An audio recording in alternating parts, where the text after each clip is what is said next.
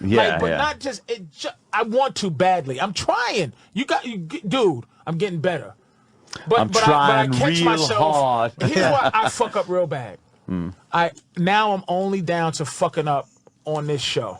Oh, that's pretty good. That means we're not going to see you. That's not bad. But no. You might have to turn your back on us.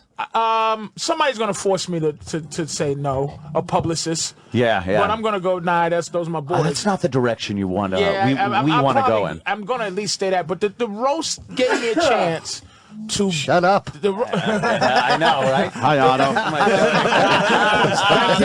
Hi,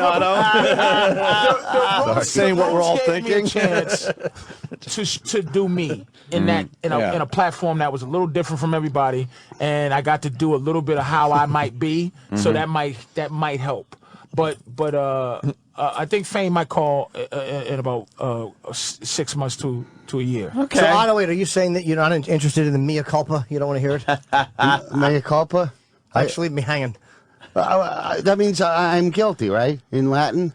No, it's kind of Patrice's mea culpa is him. No, he was telling fucking Anthony to shut up when he sneezed. Why are you so mean? I think he was telling Patrice to shut up. Oh, you were telling Patrice to shut up. No, I sneezed. When